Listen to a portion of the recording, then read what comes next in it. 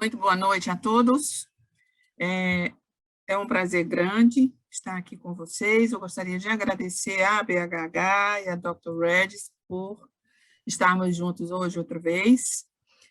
Lembrando a vocês que esse é o segundo webinar, nós fizemos um primeiro webinar há uma semana, quando nós discutimos sobre o idoso, sobre a jornada, né, do paciente hematológico e sobre as dificuldades de diagnóstico na vida prática. Hoje, no nosso segundo webinar, nós temos conosco a professora Elvira Veloso. A Elvira é professora associada da Faculdade de Medicina da USP, é coordenadora de laboratórios de citogenética no HC da USP e no Hospital Albert Einstein. Então, hoje nós vamos discutir sobre os marcadores de mau prognóstico e as dificuldades de tratamento. Eu lembro a vocês que as perguntas podem ser feitas pelo chat e serão respondidas. Nós teremos, após a palestra da doutora Elvira, nós teremos um tempo para conversar e discutir. Professora Elvira, por favor.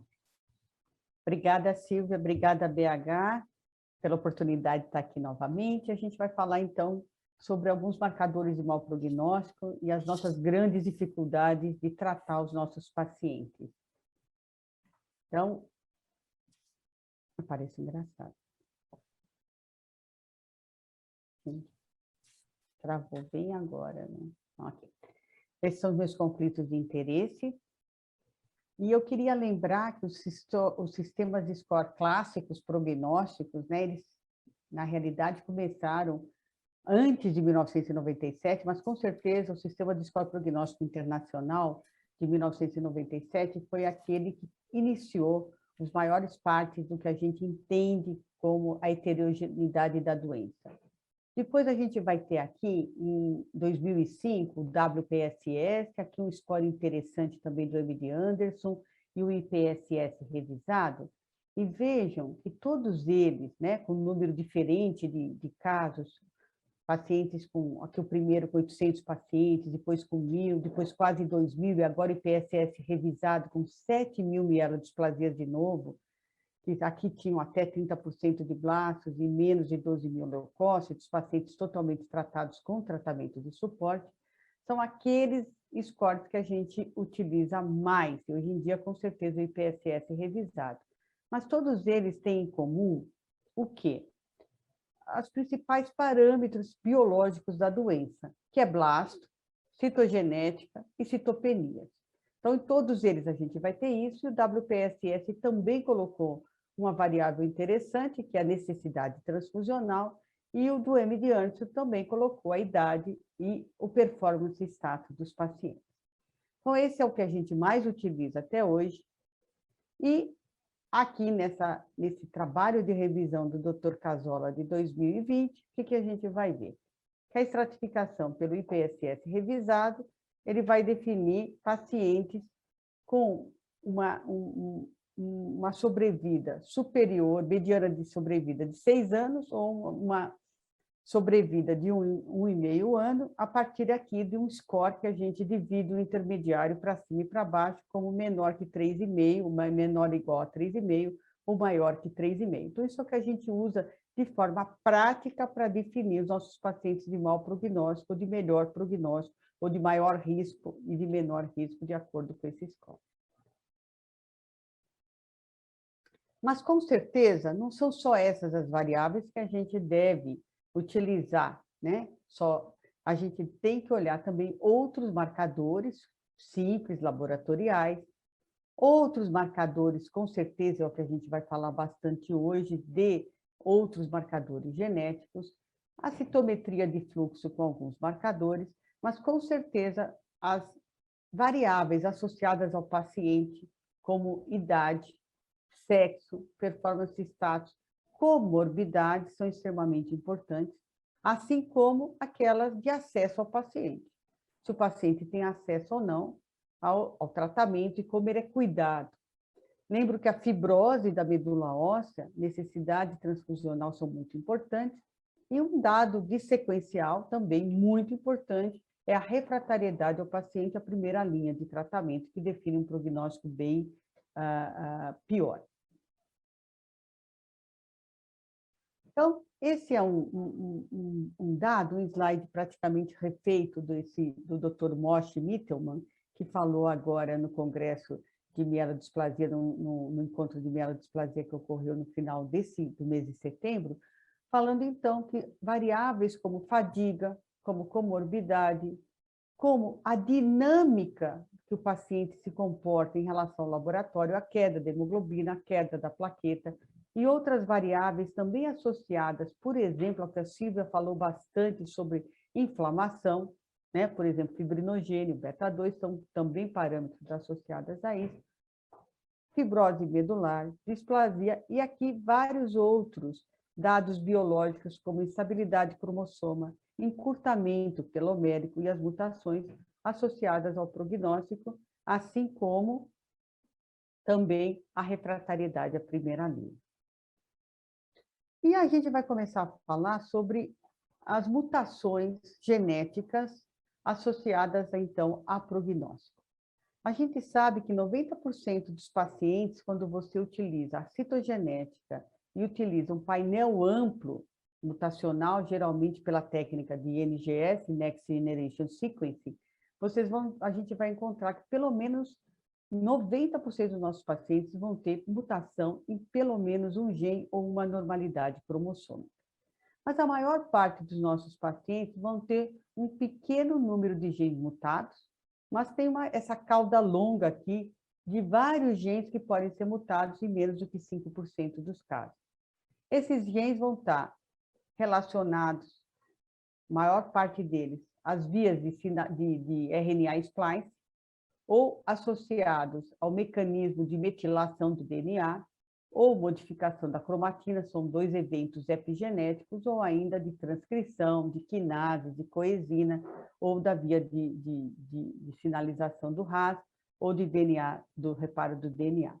Vejam, então, que a gente pode ter essas várias mutações, aqui predomina, e eu vou mostrar melhor para vocês nesse próximo slide, onde a gente vai ter, então, esses genes associados, então, à via de RNA splice ou à via de metilação e de modificação da cromatina, que são aqueles mais mutados e que são os eventos fundadores da mielodisplasia. Aqui em verde, genes associados a bom prognóstico, é só um, a mutação do SF3B1, e genes associados ao mau prognóstico, aqui marcados em amarelo, e quanto maior o ciclo, é mais frequente essa mutação na mielodisplasia.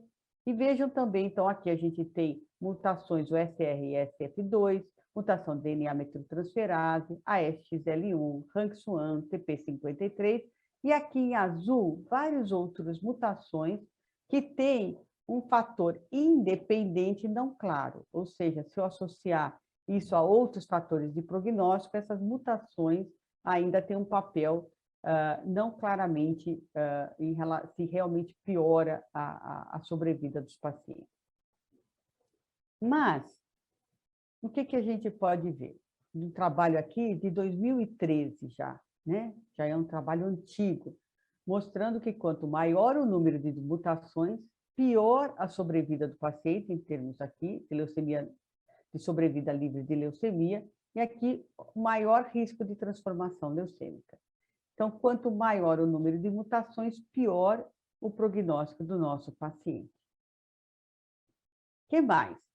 Esse é um trabalho que foi apresentado, ele ainda não está escrito, não está publicado, mas foi apresentado agora no congresso também, no encontro de SMD, pela doutora Eli Papamanoeli, que é o IPSS molecular. Então, esse trabalho ele foi baseado em mais de 3.300 amostras de pacientes com mielodisplasia, que tem dados genéticos e anotações clínicas relevantes. Aqui participou 2 centros brasileiros, o Centro de Fortaleza, o Dr. Ronald, parceiro da doutora Silvia, e o Dr. Fábio, do Hospital Israelita Albert Einstein, mostrando, então, a participação de vários centros internacionais.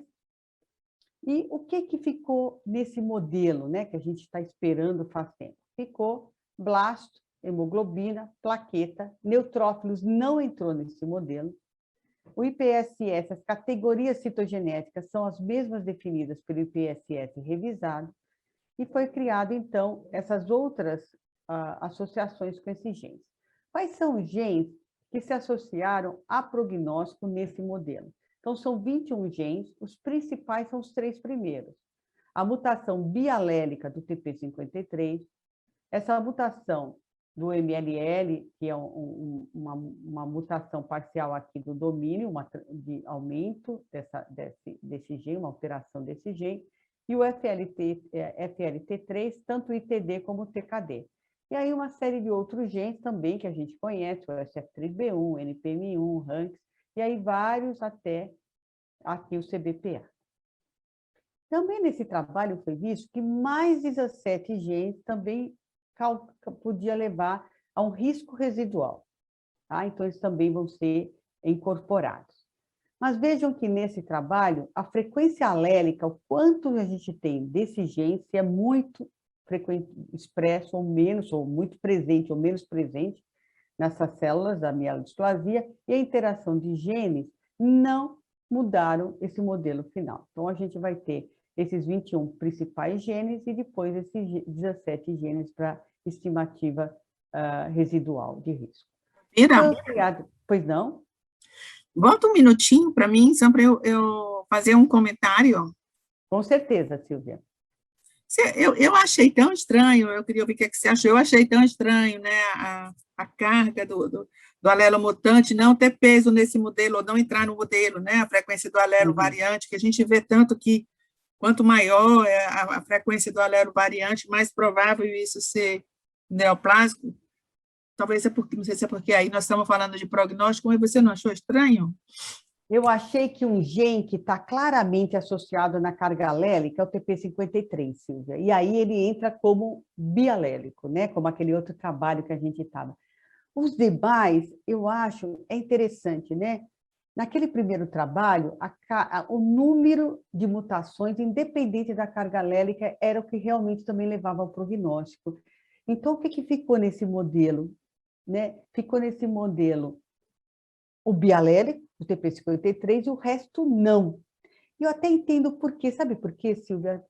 Lendo, eu imagino que algumas mutações de muito mau prognóstico, eles ocorrem durante a fase de leucemização. Então, veja aí, o NPM1, o RAS, o STAG é um pouco mais precoce, mas esses genes associados, que estão muito associados à evolução leucêmica, NPM1, FLT3 e o CARRAS, por exemplo, aí são os principais que eu me lembro, em qualquer frequência alélica que eles apresentam, eles já realmente determinam um prognóstico ruim. Então, eu também fiquei pensando, agora, esse MLL-PTD, que é só 2% das mielodisplasias, é que realmente surgiu como um gene diferente, né, em relação ao que a gente conhecia e imaginava que fossem entrar. Mas eu imagino que seja por isso, Silvia. Assim, fiquei pensando, talvez seja isso, né?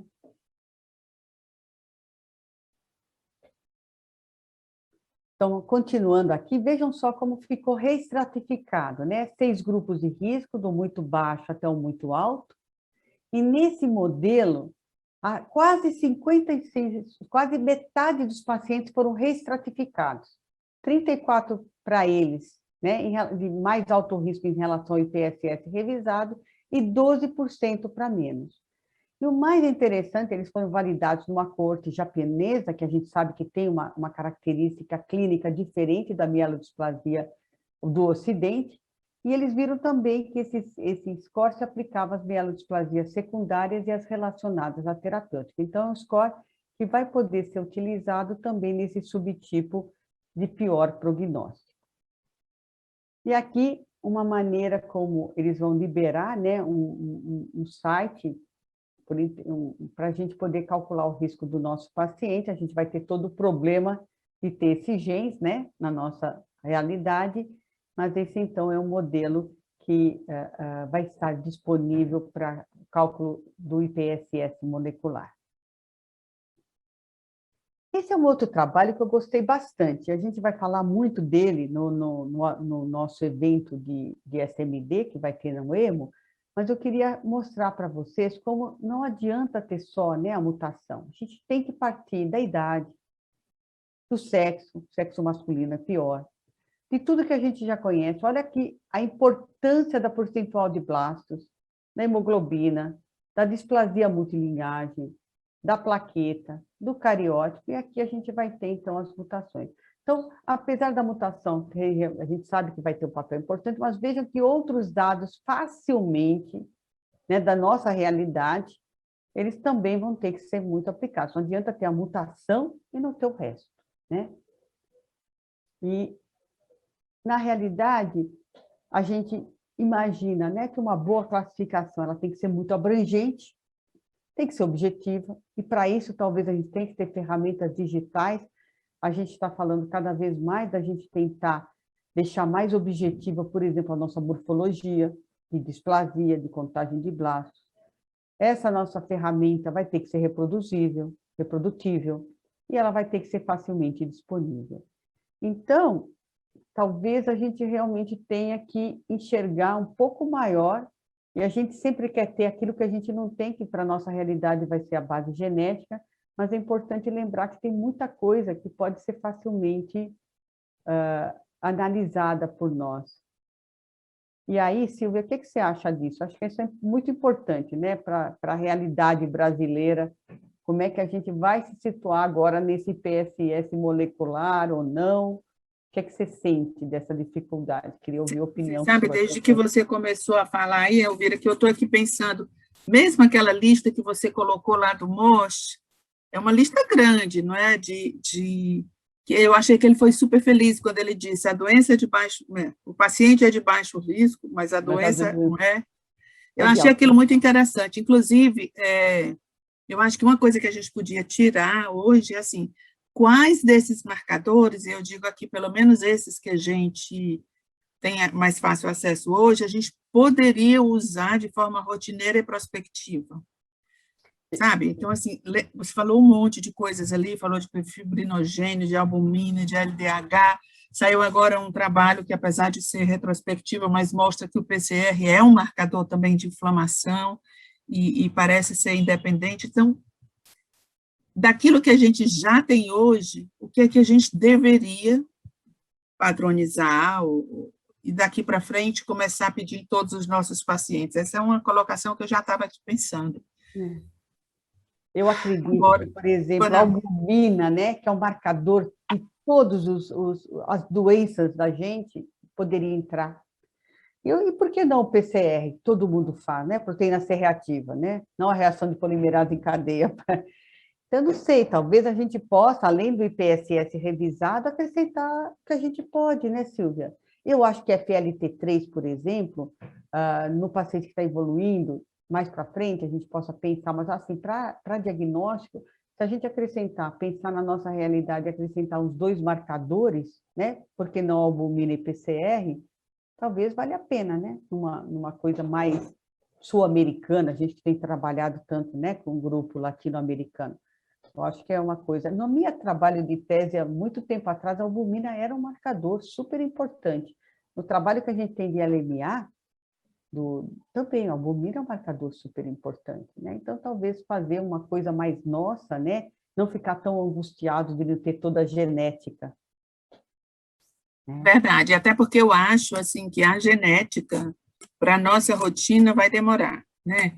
Eu converso com vários grupos, eu tenho certeza que você tem a mesma impressão que eu, tem muitos centros que não têm ainda uma citogenética, imagina isso, né? Então, como é que a gente vai discutir a introdução de um teste caro, como é o NGS, né? Se a maioria dos nossos centros não tem nem citogenética? Eu realmente me preocupo muito com isso. Pode ser que mais para frente, até um painel gênico menor seja até mais factível do que a citogenética que a gente está há tantos anos querendo, né, que os centros tivessem. Então, porque talvez ela seja mais difícil de ser implantada, por incrível que pareça, mas com certeza ela é mais barata, né? Mas pode ser que a nossa realidade seja outra. Né? E aqui eu gosto muito desse slide, assim, só para a gente mostrar, né, que à medida que a doença caminha, né, Aqui a gente tem as mutações iniciadoras, né, aqui do splicing, aqui da metilação, passando por essa fase aqui com o acúmulo de vários outros fatores transcricionais, mutações de TP53, e terminando aqui nessa fase onde você tem aqueles genes da via do RAS e o NPM1. Vejam aqui, então, a transformação. Como é que a gente pode atuar nisso, né? Então, a gente pode atuar no microambiente, a gente pode atuar nas células blásticas, e a gente cada vez mais está vendo, como a Silvia falou, como é no sistema imune, né? Como é que a gente pode fazer o sistema imune nos ajudar a atacar a célula anormal, a célula da mielodisplasia, né? Então, só lembrando para vocês, todo mundo conhece que a gente trata a mielodisplasia sintomática a partir de se ela é de eleição 5, ela não é, começando com os agentes estimuladores da eritropoiese, aqui baseado no nível sérico de EPO, e aí se o paciente tem sideroblasto em anel e não responde, a mutação do SF3B1, a droga que a gente não tem, que é a luspatercept. Na anemia da deleção do 5q, lembrando que a gente pode começar com os agentes estimuladores da EPO e depois caminhar para a lenalidomida, que também é uma outra coisa com uma realidade ruim aqui no Brasil, lembrando da mutação do TP53, e os agonistas da trombopoetina, nos pacientes que têm esse fenótipo de trombocitopenia. Mas veja que na falha, todos eles vão caminhar para ensaios clínicos, né, que são extremamente importantes. E no paciente com mielodisplasia de alto risco, a gente vai ter se o paciente é elegível para transplante ou não é, e aqui o papel do hipometilante, tanto para o inelegível, para aumentar um pouco a sobrevida, como para uma ponte para o transplante no paciente que é elegível clinicamente. E naqueles que eles falham, a gente vai caminhar para as terapêuticas-alvo, ou talvez para terapêuticas onde a gente possa utilizar para todos eles, independente de ter alguma mutação muito clara. E esse é um slide que eu montei, né, mostrando que a gente pode utilizar drogas e ter uma ideia, né, de se o paciente vai responder ou não. Então, aqui a gente veja que a gente tem dados clínicos, dados de morfologia, dados de cariótipo, dados de genética molecular e de outros exames que podem nos ajudar a escolher as drogas, né? São poucas que a gente tem, mas a gente vê, por exemplo, que nos inibidores do TGF-beta, que usam, né, como tem os luspatercept, menor dose de eritropoetina, o fenótipo de sideroblasto em anel ou a mutação do SF3B1 é aquilo que vai predizer a resposta que esses pacientes vão ter. E vejam só, né, esse é um slide que a gente atualizou aqui do Dr. Uwe, mostrando que a gente tem tão pouca coisa para fazer ainda, mesmo, né, a liberação pelo FDA e pela União Europeia, a gente tem pouquíssimas drogas eficazes em mielodisplasia.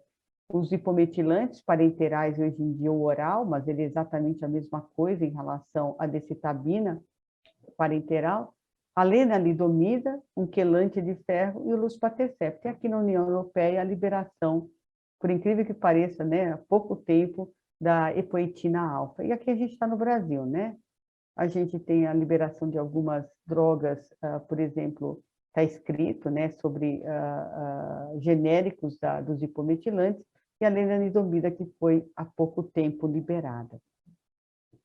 Queria lembrar para vocês que, apesar de a gente não ter disponível a eritropoetina, realmente na bula, como uma droga para a mielodisplasia, ela com certeza talvez seja a droga mais importante para a mielodisplasia de baixo risco, né?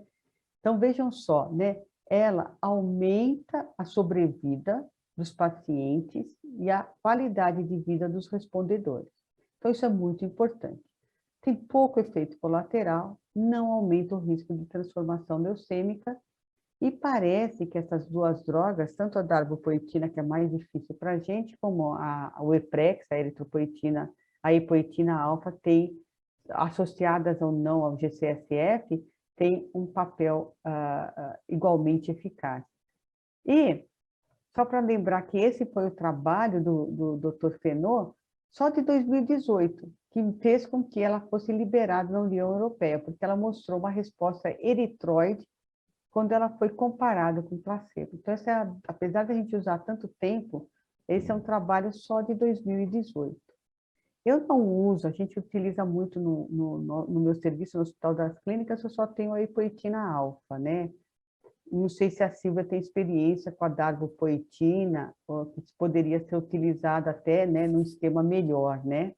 Você tem, Silvia? Não, eu não tenho. Inclusive, eu achei estranho, né, porque a gente usa isso faz tanto tempo e os randomizados só saíram mais recentemente, né? Tanto o da eritropoetina como da darbepoetina demorou bastante para sair os randomizados de fase 3 e é claro que, por assim, darbepoetina a gente não tem, eu não tenho experiência, mas é claro que tem a comodidade, né, de fazer uma aplicação a cada 2 semanas, sabe, pessoa, que maravilha. Mas a gente não tem, nós usamos apenas a eritropoetina alfa mesmo. E precisa lembrar que a dose tem que ser alta, né, Silvia? Pelo menos 40 mil, né? A gente recebe, às vezes, os pacientes sem resposta, tomando uma dose baixa, dose para insuficiência renal. Importante lembrar que é pelo menos 40 mil, né, a dose eficaz para mielodisplasia. Depois a gente tem imunossupressão, a gente usa muito pouco, né? Mas vejam só, né? Uma fração pequena de pacientes pode se beneficiar, né? Aqueles que têm medula hiposselular, né? A gente sabe que esses pacientes que são hiposcelulares e que não têm excesso de blastos, e os mais jovens podem responder a tratamento exatamente igual que a gente faz para a aplasia de medula. Eu, no meu centro, eu só utilizo ciclosporina. Eu não tenho, porque para o paciente, são pacientes mais idosos e a disponibilidade de internação para fazer globulina antiestimocítica acaba sendo disponibilizada no meu serviço só realmente para as aplasias medulares. Deleção do 5 e a lenalidomida, isso todo mundo sabe, né? É uma droga que foi liberada aqui em 2018 pela Anvisa, mas a gente também tem dificuldade de fazer uso, e ela foi liberada exatamente como a bula americana, né? Para mielodisplasia de baixo risco, com deleção do 5, de acordo com a Organização Mundial de Saúde, pode ter uma outra normalidade que não seja alteração do 7, e dependentes transfusionais. Então, essa é a bula, como a lenalidomida deve ser utilizada nos nossos pacientes. Não precisa ser utilizada a droga cara, que não precisa ser utilizada se o paciente tem apenas anemia sem necessidade transfusional. E eu lembro que na nossa realidade, talvez fazer uso da EPO antes, né, mesmo na deleção dos 5, seja uma realidade para a gente. Esse é um trabalho simples da gente, né? Participou aqui o grupo, vários centros brasileiros e também alguns centros argentinos. Vejam só que, apesar da gente não ter o estudo do TP53, a gente conseguiu mostrar que na deleção do 5, que sempre me parecia que o prognóstico era mais reservado em relação ao que estava publicado na literatura, se você utilizar a idade, blasto na medula óssea e performance status, você consegue mostrar curvas de sobrevida bastante diferentes. Então, às vezes, né, coisas mais simples podem ser a nossa realidade. E a gente viu também que não usar a lenalidomida influenciava a sobrevida. Então, a gente tem aí 4 variáveis simples, né, e que a gente pode aplicar para os nossos pacientes com deleção do 5, que são casos muito raros. Na nossa casuística aqui, a brasileira, é menos de 3% da nossa população de mielodisplasia. Mas vejam que a sobrevida aqui no sul-americana ficou em 3,5 anos, né, que é uma sobrevida compatível com a literatura, mas no polo de menor sobrevida. O que mais que a gente tem? Silvia, eu queria tanto que você falasse um pouquinho sobre... Você tem mais experiência do que eu em relação a quelante de ferro, né? Você estuda mais do que eu. Nossa, como esse estudo foi esperado, né? Foi. E aí, Já? Silvia, o que é que você fala sobre esse... Então, na verdade, assim, todo mundo sabia que quem tinha excesso de ferro, hemosiderose ou transfusional, tinha pior sobrevida. Então, a grande pergunta é, mas agora eu quero saber se quem for quelado vai melhorar de sobrevida, né, de forma prospectiva. Então, era isso, o Teleste era isso, era um estudo prospectivo, a princípio era um estudo desenhado como fase 3, mas teve muita dificuldade de recrutamento, ele acabou acabou sendo um estudo de fase 2, né? Teve um número muito inferior ao número de recrutamento que estava sendo esperado, e acabou que não tem, como também, acho que está escrito aí no seu slide, não teve, na verdade, alteração de sobrevida, mas teve uma alteração na sobrevida livre de progressão, né? Então, assim, eu gosto dessa figura que você colocou, se você prestar atenção, na verdade, as linhas entre quem é tratado, quem recebeu o quelante oral e quem não é tratado, elas começam a se separar bem aos 2 anos, né? Olha, mostrando mesmo que o efeito do quelante é um efeito mais de médio e longo prazo. Então, assim, o Telesto não trouxe para nós assim, o que a gente estava esperando, tinha muita expectativa em cima desse estudo. Mas tem até um trabalho do Estismo que ele diz assim, afinal de contas, o que mudou na nossa vida com o Telesto? Nada, porque, na verdade, tem esse resultado de sobrevida livre de progressão, e isso não alterou a orientação que a gente tem, por exemplo, do Leuquimia Net, do NCCN, que é fazer quelação. Então, isso não mudou a nossa orientação. A orientação é fazer quelação, e muda um pouco, uns acima de 1.000 de ferritina, outros acima de 2.500. Então, de uma certa forma, né, não mudou a nossa orientação com relação à quelação, mas foi muita expectativa em cima desse estudo, viu? Ele deveria ter recrutado 600, acabou com 200, né? Você vê a dificuldade que é fazer alguns trabalhos, né? E aí a gente parte para a Luspatercept, que é uma droga também que a gente esperou muito, né? A gente não está disponível aqui no Brasil, mas a Bristol vai trazer, a gente já teve alguns contatos. E a gente tem um trabalho inicial de fase 2 que mostrou que a droga tinha poucos eventos adversos, e aí veio o Medalist, né? Então, o que esse primeiro estudo mostrou? Que quem tinha esse fenótipo de sideroblastos em anel respondia mais, e aí, no trabalho do Fenô, publicado no New England em 2020, já tinha sido alguns trabalhos prévios em talassemia, mas ele mostrou, utilizando pacientes com fenótipo de sideroblastos em anel, baixo risco, utilizando luspatercept versus placebo, houve uma independência transfusional, né, estatisticamente superior a quem fez o uso do luspatercept em relação a quem fez grupo controle. E com isso foi liberado pelo FDA, isso daí. Vejam que o fenótipo de sideroblastos em anel se associa também com a mutação do SF3B1, né? Os efeitos colaterais foram relativamente pequenos e tem, então, essa duração da independência transfusional e a taxa de independência transfusional interessante.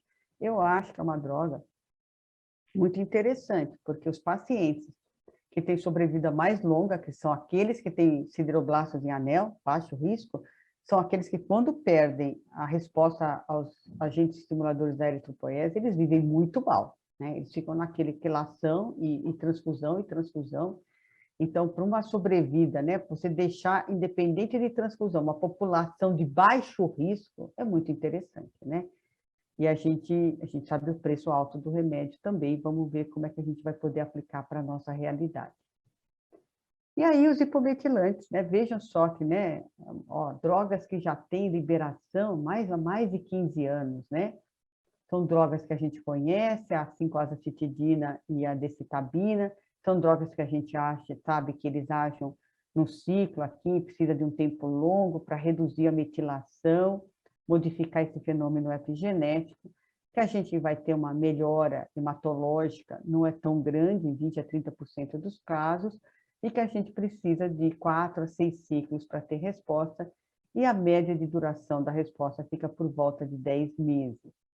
Esse é o trabalho mais clássico, né? Todo mundo conhece esse trabalho de 2009, né? O trabalho, acho que é a curva de sobrevida mais mostrada em qualquer aula de SMD, essa curva que compara, né, o tratamento convencional com a azacitidina, mostrando aqui um ganho de 10 meses em relação a ele, e uma sobrevida a 2 anos que é melhor.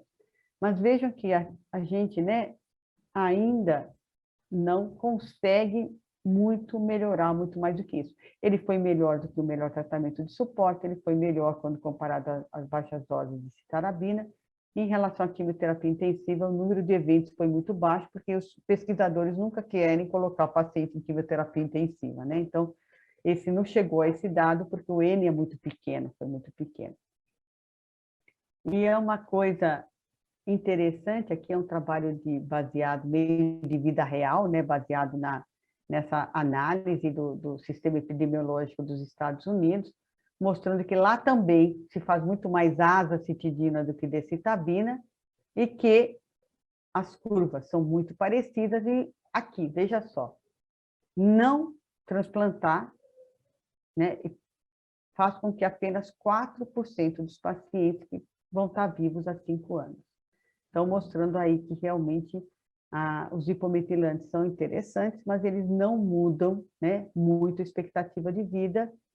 E esse outro droga por via oral é muito interessante, é uma associação de um inibidor da enzima citidina deaminase, que quebra, né, a decitabina. Então, a incorporação fez com que a decitabina oral, utilizando a associação com esse inibidor da droga, fizesse com que você tivesse uma farmacocinética, uma farmacodinâmica igual à decitabina parenteral. Isso teria uma comodidade para o paciente não ter que vir ao hospital fazer a aplicação tanto da azacitidina subcutânea como da decitabina por via parenteral. Mas isso também está longe da nossa realidade. A nossa realidade é essa, né? Um trabalho de 2014, até recrutando nossos pacientes, 1.000 pacientes, aqui, Argentina, Brasil e Chile. Vejam que a nossa realidade aqui, nós temos 24% de pacientes de alto risco, né, pelo menos ao diagnóstico, alto, intermediário 2 pelo IPSS. Vejam que nós tivemos 7% no Brasil só que fizeram uso de hipometilante, 17% que fizeram na Argentina. No Chile não teve praticamente ninguém.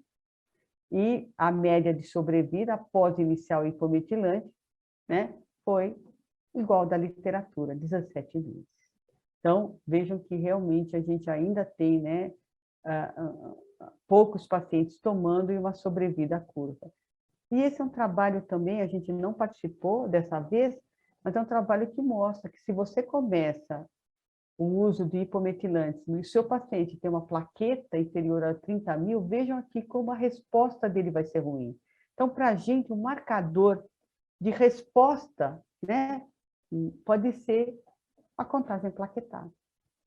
Então, é interessante esse trabalho. E vejam que o paciente que falha o hipometilante, depois que falha, ele tem a mesma sobrevida estimada da literatura, 4 meses. Então, os nossos pacientes que falham o hipometilante também estão reservados, né, têm uma perspectiva de vida muito ruim. Então, esse é um trabalho que eu acho muito interessante, a gente vai tentar reproduzir no HC, na nossa coorte de pacientes que fizeram uso de hipometilantes, e eu quero realmente comparar os pacientes com essa plaquetopenia, para a gente ver se a gente mostra a mesma coisa. Desculpa, passei um pouquinho mais.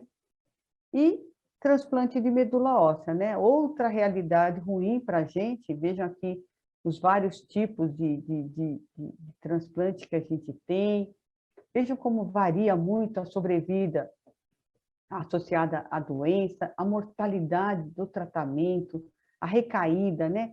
Tudo fica aqui com taxas extremamente altas, tudo por volta de 50%. Então, realmente, a gente vai ter que melhorar também. E isso está muito associado com a expertise do centro transplantador.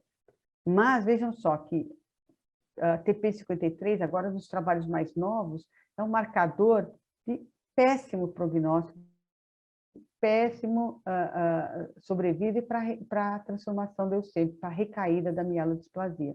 E as anormalidades... Péssimo para tudo, né? Para qualquer coisa, né? Péssimo para tudo. Péssimo para tudo. Então, a gente já sabe que mutação do TP53 e as anormalidades citogenéticas complexas, ou cariótipo monossomal, realmente estão associadas. E o cariótipo monossomal e citogenética complexa está associada com a mutação bialérica do TP53, né? Essa é uma grande... a gente sabe disso também, a gente vai enfocar esses dados melhor no emo que a gente vai falar. E veja aqui também, olha, gente, qual é o percentual de nossos pacientes que foram para transplante? 5%. A mediana de tempo dele ser encaminhado para o transplante foi 7 meses no Brasil, 11 meses na Argentina. Na realidade, quando você decide que o paciente deve ir para transplante, ele entra no hipometilante, quanto menos, mais rápido ele for, melhor, né? A gente sabe disso também. E esse é um trabalho também do brasileiro e do Brasil e Uruguai, mostrando aqui a nossa sobrevida dos pacientes que foram para transplante, aqui o tipo de transplante que foi relatado, e a gente tem aqui uma sobrevida global aqui mostrada nesse trabalho que é mais a nossa realidade. Esses dados em relação ao tratamento prévio, eles são interessantes, mas tem que ser visto num contexto de número pequeno de pacientes que foram submetidos a cada uma dessas terapêuticas pré-transplante de medula óssea. E esse é um dado, um slide também que a gente gosta muito, né? Que mostra que vejam só como apenas 4% dos nossos pacientes com mielodisplasia vão poder ser curados, né? São aqueles que foram para transplante e sobreviveram a esse procedimento. 30% morre de complicação da mielodisplasia, 30% da transformação leucêmica, 30% das comorbidades associadas à idade. Então, a gente tem muito pouca coisa. E esse também é um desânimo que a gente tem, né, em relação à sobrevida da mielodisplasia. A gente vê que tanta coisa melhorou, né? Mas a mielodisplasia, ela não mudou, né? Nesse primeiro gráfico, essa coorte de Düsseldorf, que a gente gosta muito, né, mostrando que nada mudou em décadas, a cada 5 anos, né, de 1970 até 2005. Aqui a gente vê quando introduziu o hipometilante, também não mudou aqui na Clínica Maio.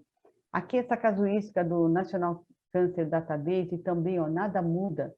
E esse é um trabalho que a Silvia publicou, né, Silvia, na coorte de vocês, também mostrando que a gente não conseguiu melhorar nos últimos anos, né, o impacto 15 anos aí.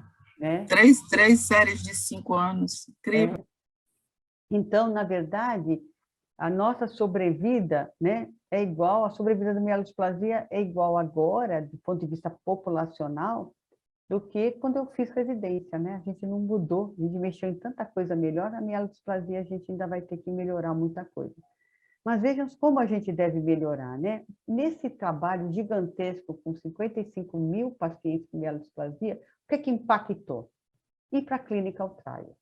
Então, isso é que a gente tem uma doença que não tem ganho de sobrevida com o que a gente tem, impacta pouco, então eles têm que realmente ser encaminhados para a clínica atrás, e é o que impactou aqui esse trabalho com essa base de dados de 55 mil pacientes. Eu tive a curiosidade de fazer o ano passado, acabei perguntando para vários centros, né? Fiz uma enquete simples, mas coloquei aí os vários centros, coloquei centro, né, do norte, do nordeste, mas principalmente do sudeste, que a gente tem, do sul, né, maior número de clinical trials, aí bancados pela indústria farmacêutica, a gente não colocou aí de iniciativa do próprio pesquisador, mas vejam que o número de pacientes que a gente colocou aí até 2020, que eu consegui capturar, foram 50 pacientes, né? Hoje em dia a gente tem mais pacientes, porque começou a entrar os imunomoduladores, começou a entrar algumas outras trials, mas vejam só, né? Como a gente teve pouco paciente em clinical trial, quando a gente viu que isso é o que poderia estar impactando na sobrevida dos nossos pacientes e fazendo com que a gente aprenda melhor sobre a doença. E o que mais teve paciente incluído, todo mundo lembra bem, né? Foi o acesso expandido da decitabina. Então, depois desse acesso expandido da decitabina, a gente teve muito pouco paciente, a gente está agora no HC com os imunomoduladores, né, com inibidores, modificadores de checkpoint, mais a azacitidina, então, e a gente vai ter mais uns outros, então a importância que a gente tem de realmente tentar trazer um pouco de clinical trial, de ensaio clínico aqui para a nossa população. E aí, só para a gente lembrar, eu vou adiantar mais um pouquinho, 5 minutos, sobre as novas drogas, Vejam que quais são as novas drogas, né? As novas drogas que a gente tem podem ser drogas-alvo, agindo aqui no FLT3, a mutação IDH1 e IDH2, mutações de spliceossomas, mutação do TP53. A gente tem algumas drogas que não precisam ter né? Elas podem agir em qualquer uma das mielodisplasias, independente dessas mutações, que é o venetoclax, e é o rigosertib, também com resultado ruim. E a gente tem essas novas drogas hoje em dia que vão modular aqui o sistema imune, tentando fazer com que o sistema imune realmente consiga melhorar e atacar melhor as nossas células da mielodisplasia. Spliceossoma, com exceção, né? Não, a gente tem um ensaio só, mas com resultados ruins. TP53 também, lembrando que o TP53 ele é mais expresso nos pacientes que têm mielodisplasia relacionada à terapêutica, IDH1 e IDH2, FLT3 e NPM1, que são raros. Mas eu queria mostrar rapidamente para vocês como uma droga que me parecia extremamente promissora acabou, né, que é o modulador da proteína P53 mutada. Veja, acabou de sair esse trabalho, mostrando que a combinação dela com a azacitidina não foi melhor que a azacitidina sozinha em relação à melhora da taxa de resposta completa. Essa que tristeza, não? Foi até mês passado, 2 meses atrás, eu falava, essa é a droga que vai mudar alguma coisa, e acabou de ser, né, mostrado que, pelo menos para o endpoint primário, ela não atingiu a resposta. Sobrou essa, né, que é uma droga que a gente tem muita esperança, que é uma droga que é um anti-CD47. 47 é um antígeno, né, é uma molécula de superfície expressa pelas células tumorais, e que ela inibe, né, que essa célula seja atingida pelo macrófago, né, o macrófago como uma droga, como uma célula do sistema imune. E que ele mostrou, a princípio, nesses estudos de fase 1, uma resposta muito boa em mielodisplasia. E, inclusive, em mutações de TP53. Vamos ver os próximos ensaios. Esse é uma droga da Novartis, o MBG453, é uma droga que a gente está em trial clínico no HC. Também é uma droga que ela mexe, ela bloqueia o TIM, que é uma molécula também que está expressa tanto nas células do sistema imune como nas células da mielodisplasia, e o bloqueio dela libera também a resposta imune a essas células. A droga chama sabatolumab, então é um anticorpo anti-TP53, e a gente tem esses trabalhos em andamento também. O venetoclax, todo mundo vai perguntar, né? A droga que está disponível para LMA. A gente tem aqui esses trabalhos, mostrando uma resposta relativamente boa, vamos ver se a gente consegue, e na vida real, uma taxa de resposta por volta de 60%, e uma sobrevida global aqui dos pacientes de 20 meses, e se ele já tem falha os icometilantes, 14 meses. Esses são os trabalhos, as drogas que a gente usa para as mielodisplasias que têm essa mutação bem mais expressa em pacientes na fase de LMA ou na LMA de novo, mostrando aqui uma taxa de resposta por volta de 30%. E veja que ela pode ser usada sempre isolada ou combinada com hipometilante. E eu queria lembrar, que a Silvia até pode falar, como a gente tem o desânimo de ver que o hipometilante sozinho ainda é melhor do que várias combinações, né? Então, a gente não sabe se isso vai realmente significar.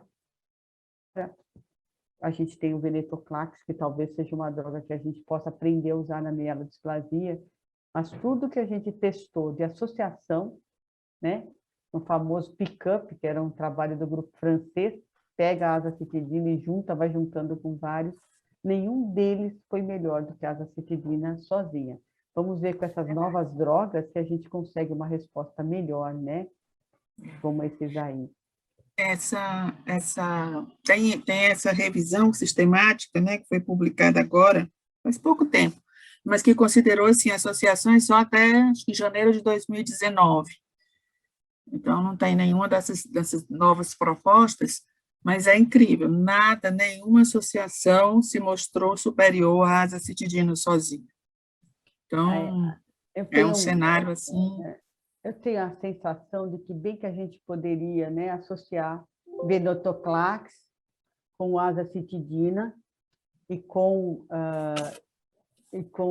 um inibidor de checkpoint para melhorar a nossa resposta. Vamos ver se a gente vai conseguir fazer isso. E aí a gente vai ter 10 minutinhos, desculpa, eu me estendi 10 minutos a mais, mas ó, só para a gente lembrar, né? Não percam o Hemoplay, nós vamos ter nós vamos ter mesa redonda, nós vamos ter palestrantes muito bons, internacionais, tem os abstratos, vai ter um café com especialistas, eu acho que vale muito a pena a gente não perder o Hemoplay, que vai ser de 27 a 30 de outubro. E com isso eu vou deixar a Sílvia comentar com vocês e eu vou parar aqui meu compartilhamento.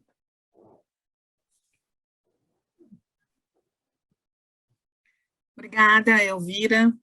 Você sabe, ainda aí com relação a essa história das drogas, eu sempre tinha a impressão que, por conta dessa heterogeneidade muito grande da doença, a complexidade muito grande da doença, quanto mais a gente estuda, quanto mais a gente conhece um pouco, mais a gente vê que é uma doença extremamente complexa, aí você fica com aquela impressão, dificilmente uma única droga vai ser capaz de tratar essa doença, né? Então, se fala muito hoje em associação de 3 drogas.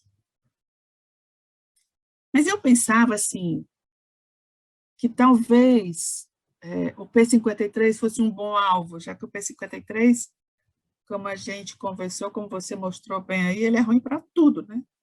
Digo, então, se a gente conseguisse, de alguma forma, reverter a mutação do P53, aí você cria aquela expectativa e, no final das contas, o estudo, né, foi mais desapontador, neurotoxicidade, tudo.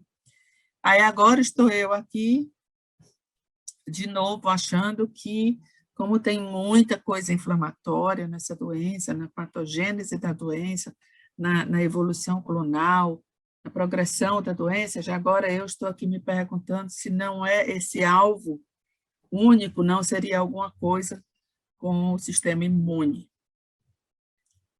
Mas, ao mesmo tempo, eu sempre quero crer que... Quer dizer, eu estou empolgada com alguma atuação no sistema imune, porque é uma coisa nova. Mas, ao mesmo tempo, talvez só uma associação de 2 ou 3 drogas a gente vai conseguir algum resultado. Nós estamos precisando de resultado, né, Elvira? Estamos. Eu acho, Sílvia, que eu estava recentemente acompanhando um trabalho do grupo espanhol e, como eles, vários outros centros estão fazendo, testando droga in vitro, né? Eu acho que realmente a gente vai ter que ter modelos celulares para testar drogas in vitro, isso já até é feito, você pode pegar modelos celulares e pelo CRISPR modificar, né? Colocar um gene lá diferente, um gene associado, por exemplo, uma mutação do Hanks, que dá fenótipo, né, de leucemia, e colocar droga e testar. Eu acho que a gente vai ter que começar a partir também, além de, né, a gente sabe que os ensaios pré-clínicos começam por aí, mas acho que a gente vai ter que testar o maior número de drogas, porque não é possível a gente, na medicina, não ter feito nada pela nossa doença, né, assim, a gente realmente vai ter que testar. E até a sair esse resultado do APR 246, tinha muita esperança também. Falava, nossa, que coisa boa, porque, na verdade, ele modifica, né? Você via que quem tinha expressão maior de P53, na biópsia de medula, respondia mais. Eu falei, nossa, é a droga, né? E aí veio o desânimo. O desânimo meu, imagina de quem pensou nela, né? Em tentar É mesmo. Muito aí. verdade. Bom, vamos ver se nós temos o quê? Alguma pergunta aqui da nossa audiência. Estou aqui com um caso clínico, Elvira, para você. Vamos ver. Vamos ver se a gente responde. Vamos ver se a gente faz uma coisa importante aqui. Então, um paciente do SUS, 63 anos, com perda de resposta à eritropoetina, foi iniciado a azacitidina por via judicial, sem resposta. No 6º ciclo do hipometilante, na vigência do tratamento, na verdade, evoluiu para LMA, né? E o cariótipo tem inversão do cromossomo 3. Você já quer falar alguma coisa? Então, na verdade, veja só, o MECOM, né, o rearranjo do MECOM, né, que é a translocação, a inversão do 3, translocação 3,3, é um evento incomum em mielodisplasia, até na LMA, mas ele existe. E ele está associado a uma resposta muito ruim à quimioterapia também, né? Então, a gente tem visto, é engraçado, né? Porque, de repente, veio assim, uma quantidade grande, eu que faço citogenética de mielodisplasia, de anemia com inversão do 3, outro dia a gente fez uma pancitopenia num coitado de um paciente que tinha tido um Covid e teve o desprazer de achar uma inversão do 3, sabe? E que realmente agora o paciente já caminhou para a LMA. Então, na verdade, se você olhar na LMA, ele faz parte daquele subtipo de mau prognóstico, pela leuquimia NET, e na SMD não é diferente. Ele pode ser tanto na de novo, como é o caso desse paciente, como na relacionada à terapêutica. Então, vai ser uma coisa também de mau prognóstico. Esse paciente é jovem, 63 anos, a gente tem que arranjar um doador e arranjar um centro transplantador, não temos muita opção para ele, sabe? Ele pode fazer quimioterapia convencional, a inversão do 3 está associada a uma resposta. Né? Tem aqui uma evolução. Eu tenho aqui uma evolução. Então, assim, de cara a gente já tem algumas coisas, apesar de ser um paciente que tem assim, um bom performance status, é jovem e tudo, mas perda de resposta à eritropoetina já não é uma coisa muito boa, né? E perda de resposta, mais do que perda de resposta, evolução durante o tratamento com hipometilantes, também vamos somar aí com mais essa inversão do cromossomo, as coisas só ficam mais complicadas, né?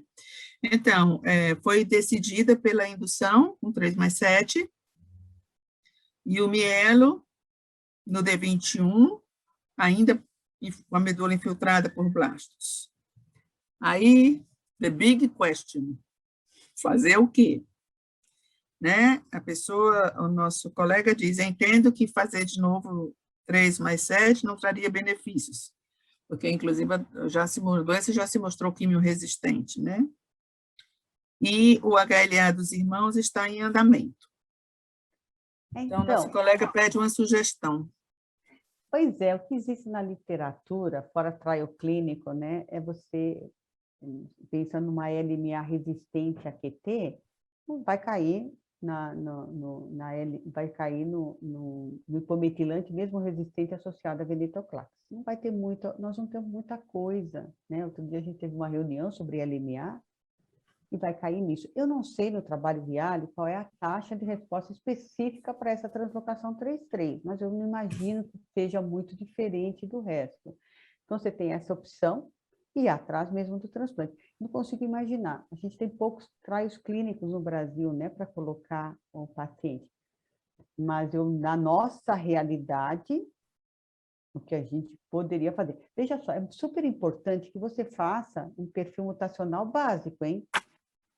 Exatamente. FLT3 não é, que eu saiba, muito presente na translocação 3,3, mas eu acho que isso tem sempre que ser feito, porque a gente tem droga-alvo. Então, pelo menos FLT3 a gente tem que ter. Não sei qual é a taxa de mutação específica no rearranjo, mas eu acho que teria que fazer isso, dar uma olhada na literatura e fazer o FLT3, que isso a gente dispõe no Brasil, tanto o ITD como o TKD, e o que a gente tem a mais, enquanto acho doador, é fazer, que eu me lembre, né, é fazer, mesmo resistente, ainda a indicação é fazer com azacitidina, que eu saiba, pelo menos seria, talvez, a minha conduta, não sei a disponibilidade do venetoclax em todos os centros, né? Não, SUS é sempre judicial, né? Mas eu acho que, bom, aí são outros estudos que a gente aguarda com muita ansiedade, né? Os estudos do venetoclax na SMD, que virgem de tratamento e resistentes a gente está, eu acho que eles estão até recrutando ainda. Mas eu concordo inteiramente com você, eu acho, assim, a gente não tem, é uma droga que, quando a gente faz uso, eu, né, no caso nosso no SUS, é sempre judicial, é uma experiência bem limitada, mas, assim, os resultados têm sido fantásticos. E eu acho assim, nós não temos opção, como você diz, né? A gente, para um doente quimio-resistente, que perde resposta eritropoetina, que tem progressão de doença na vigência do tratamento hipometilante, que é quimio-resistente ao 3+7, a gente ficou... Eu gosto muito de dizer que quando o caso é difícil para um, é difícil para todo mundo, né? Mas eu acho que a gente tem que brigar mais pelo transplante, Silvia. Cada vez mais. Eu acho que um paciente que é ruim, né? A gente tem que brigar. A gente põe o paciente no hipometilante, se ele tem performance status, é muito importante que a gente lembre disso, né? O paciente tem que estar encaminhado. O paciente é fit para transplante, é o que a gente tem, senão a gente vai cair naqueles nossos 10 meses a mais de sobrevida que a gente dá para o paciente. Eu sei que também é difícil a realidade brasileira, não tem tanto centro transplantador, mas se o paciente entra no hipometilante e ele é candidato a transplante, a gente tem que pensar que a hora que põe no hipometilante, a gente põe também para pesquisa para o melhor transplante para ele. Deixa eu te perguntar, esse doente aqui não tem menção, mas eu quero crer que ele entrou como baixo risco, não tem menção aqui. Mas deixa eu te perguntar, se você pega um paciente que está inteiro, que é jovem, mesmo que ele entre como de baixo risco, você já pegava, testava doador, ou você aguardava refratariedade à primeira linha? Silvia, na minha realidade, o paciente de baixo risco é aquela coisa, nem sempre é de baixo risco, né? Às vezes você olha para ele e você fala, ai meu Deus, isso aqui só é de baixo risco no IPSS, porque para mim ele não é, né? Aquela cara de bonzinho. E aí eu acho que essa coisa é importante. Então, às vezes você tem aquele feeling e coloca. Na realidade, eu acho que se você... Não é minha realidade testar todo mundo, não, tá? Mas se você tem um paciente jovem e ele não está respondendo à EPO, ele já é um paciente de alto risco. Então, tem essas coisas. Mas eu entendo também que não seja fácil no SUS toda essa. Mas acho que o que a gente tem no SUS é transplante e um pouco de hipometilante. Então, acho que se o paciente tem algum fator de risco, a gente vai ter que brigar por isso. Ainda mais um paciente que não é velho, né? A nossa mediana no Brasil é 68 anos. Então, veja só, né? Uma parte grande dos nossos pacientes até teria condições, né? Pelo menos do ponto de vista cronológico, até, né? Precisa ver, obviamente que não é o cronológico que define a idade funcional, mas nossos pacientes são mais jovens. Eu acho assim que nós temos que pensar, colocou no hipometilante, é fit, você tem que correr. Esse é o nosso sinal de alerta. Muito bem. Eu acho que esse era o único comentário que nós tínhamos aqui da nossa audiência. Então, vamos torcer. Bom, então vamos combinar aqui quais são os marcadores que nós vamos pedir a partir de hoje, daqueles que está ao nosso alcance, que nós vamos incluir na nossa avaliação de diagnóstico de forma prospectiva. Vamos incluir a albumina, vamos em PCR. E ECOG, hein? Nunca tenho, olha... Gente, bem lembrado, super bem lembrado. Você vai fazer um estudo retrospectivo, ninguém tem ECOG.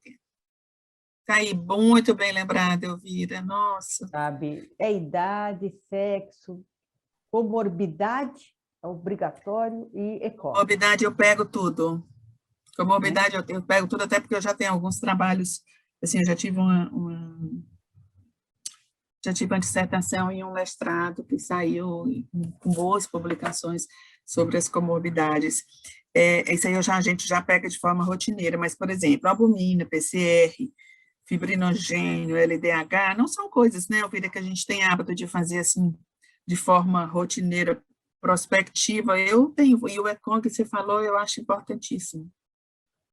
da gente começar a coletar, né? Começar a avaliar e documentar, porque você vai fazer qualquer coisa retrospectiva. É mais difícil, né?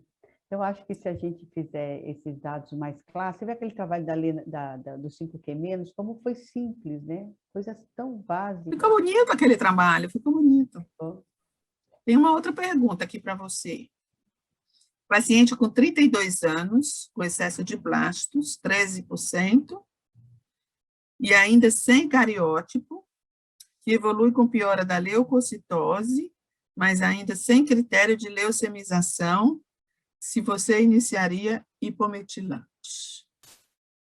Eu acho que aí, o paciente muito jovem precisa lembrar da predisposição germinativa, né? Isso é muito importante. A primeira coisa importante é assim, paciente abaixo de 40 anos, 50 anos que tem SMD, não tem porque quer, né? Tem porque tem predisposição. Então, na verdade, então a gente precisa primeiro lembrar disso, que é muito importante. O cariótipo aí vai ser um fator muito importante até para você ter ideia de qual é a predisposição, porque existem, por exemplo, monossomia do 7, altamente sugestivo de mutação de GATA2, de mutações de alguns genes, e que podem ser familiares, e aí vai ter todo esse enfoque. O que eu acho que é importante nesse paciente? Fazer uma história familiar e tentar levar esse menino para o transplante.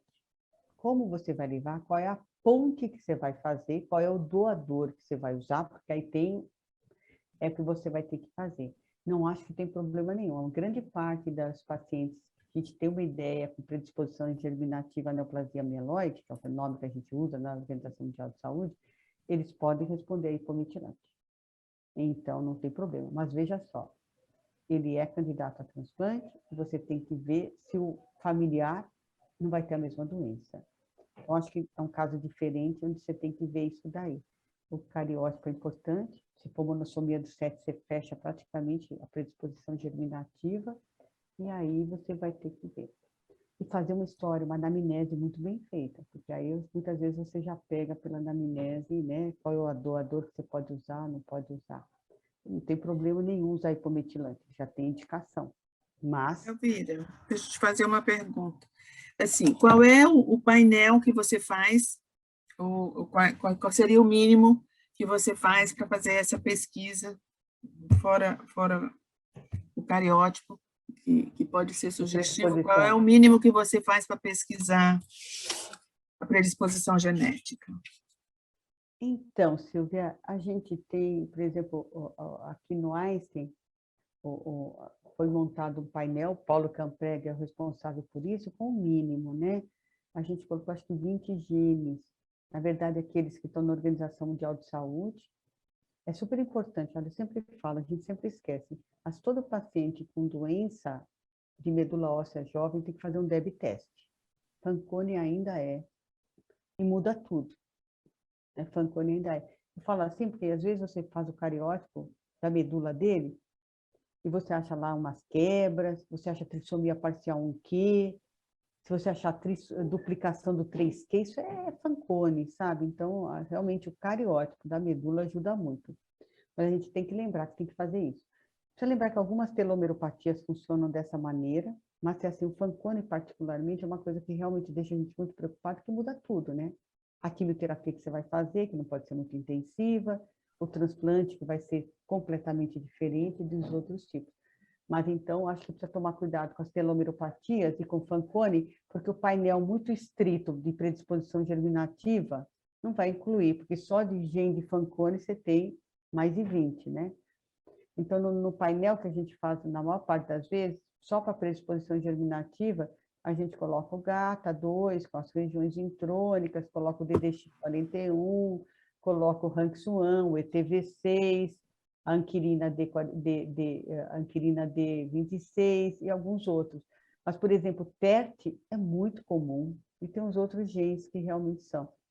Acho que tem pelo menos uns 20 genes, sem colocar o da telomeropatia, todos, que é muito frequente, e o Fanconi.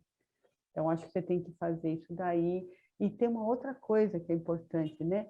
Quando você vai estudar esses pacientes que já têm doença hematológica, você, teoricamente, estudar o sangue é mais difícil, porque você vai ter as mutações somáticas associadas, e aí às vezes fica difícil você separar o que é germinativo do somático. Então, hoje em dia, se você puder estudar essa predisposição germinativa no sangue, depois que o paciente entra em remissão, ou num tecido, né, que não seja contaminado pelos leucócitos, é o principal. Então, qual é o sonho de consumo? Fazer isso em cultura de fibroblasto e estudar esses pacientes, né?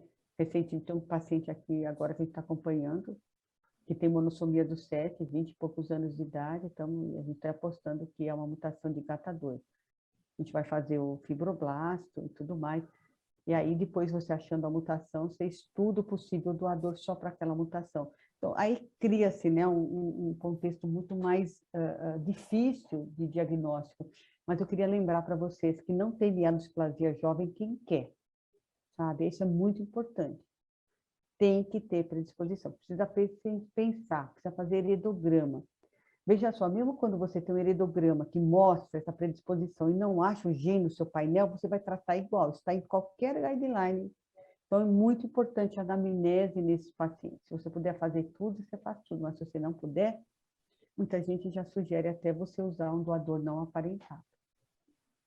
Então, acho que assim, a história da anamnese é muito importante nesse paciente. Mas o que eu acho que esse paciente tem que fazer? Tem que pensar nessa hipótese e tem que procurar doador e fazer a ponte para o transplante, da melhor maneira que você puder. Com certeza, o hipometilante sempre vai entrar, porque, né, reduz o risco e tudo mais. Nós temos aqui uma última pergunta, um outro caso, que é um paciente de convênio, 56 anos, sem comorbidades, de novo um paciente jovem, né? Diagnosticado há 8 meses com SMD, tinha comprometimento apenas eritroide ao diagnóstico, cariótipo normal, mas não teve boa resposta à eritropoetina, com aumento da dependência transfusional a cada 15 dias e evoluindo com leucopenia. Agora, 2 citopenias. Foi reavaliada a medula era hipercelular, iniciou agora a azacitidina. Medula hipercelular, 60%. Vocês acham que vale a pena já encaminhar para o transplante? Devo colher as mutações? Na verdade, essa é a penúltima, ainda tem mais uma. Na verdade, sempre tem que colher, né? A paciente que deixa de responder, né, vai sempre entrar naqueles, se você puder colher, é o melhor. Que veja só, tem uma mutação TP53 bialélica, só Deus sabe, né? O que a gente vai fazer com ele, né? À luz do conhecimento atual, nada do que a gente possa fazer fora de clinical trial vai ter realmente impacto na doença dele. Mas eu acho que você tem que fazer. Deixa eu aproveitar, Elvira, para te perguntar, eu não li ainda, não sei se você já leu alguma coisa, porque alguma relação da mutação bialélica com a imunistoquímica, você já leu alguma coisa? Já saiu alguma coisa depois daquele trabalho? É tão recente, né? Acho que não. Na verdade, tem o trabalho do 5Q só, né, com a mutação, mostrando que existe uma associação grande entre a expressão, depois desse a gente não tem. O que eu imagino, Silvia, se a mutação é stop, né, faz a missense, e aí pode ser que você não tenha expressão, né, porque a proteína nem é formada, né, não é uma proteína com a conformação diferente. Então, eu vivia tão bem com essa associação. Mas é bom, mas olha, é mais de 90%, Silvia, que tem, né, essa associação clara de alguma carga alélica com a mutação, com a imunistoquímica, né? Eu acho que a gente vai ter, na nossa realidade, vai ter que continuar fazendo, mas a gente vai ter que estudar isso de uma outra maneira, assim. Vai ter que brigar para ter pelo menos essa mutação. Mas agora a última mesmo. O que acham dos imunossupressores na SMD hipocelular? Olha, eu tenho uns pacientes que respondem brilhantemente. Tem uns pacientes que eu dou aula lá, que você fala assim, meu pai do céu. E o trabalho do NIH, eles mostram, né, que esses são... Mas eu uso só ciclosporina, hein? Eu não uso ATG, como eu faço no paciente com aplasia jovem. Então, mas eu tenho pacientes que tiveram quase normalização Só com ciclosporina? Só com ciclosporina. Então, a gente tem alguns pacientes com uma resposta muito boa. Eu sempre falo, aquela SMD, que parece aplasia, essa é a que vai bem com né, aquele que né, tem a medula mais vazia, tem cariótipo normal, tem muita citopenia para os achados displásicos. Esse é aquele paciente que vai responder, né? Então, a gente, no HC, a gente tem uma população que fez uso de ciclosporina com uma resposta boa. Tem paciente que fica dizendo, e eles falam, né, a mediana, no trabalho do NIANG, a mediana de quem responde é 4 anos. É muito alta, né? A mediana de duração da mielodisplasia é muito bom, né? Mas é uma população desse tamanho, né? Que a gente vai se beneficiar, mas não pode esquecer. Não tenho dúvida que tem que fazer. Eu faço ciclosporina, eu tenho facilidade de fazer ciclosporina no meu centro. E é uma droga que não falta, né, Elvira? Não falta. Talvez você, né, para o CID exatamente seja um pouco mais complicado, mas você conversa com a farmácia do seu centro e acho que a gente resolve. Eu tenho essa experiência também. Bom, terminamos as nossas perguntas. Eu gostaria de agradecer muito você, Elvira, pela sua apresentação brilhante, abrangente, uma revisão completa do que é a realidade, do que são as nossas perspectivas. Agradecer novamente a BHH, o Dr. Redis, convidar todos para o EMO 27, está chegando, né? Como disse a Elvira, tem muita coisa boa aí para acontecer. E agradecer a todos vocês pela presença. Muito boa noite. Boa noite. Obrigada.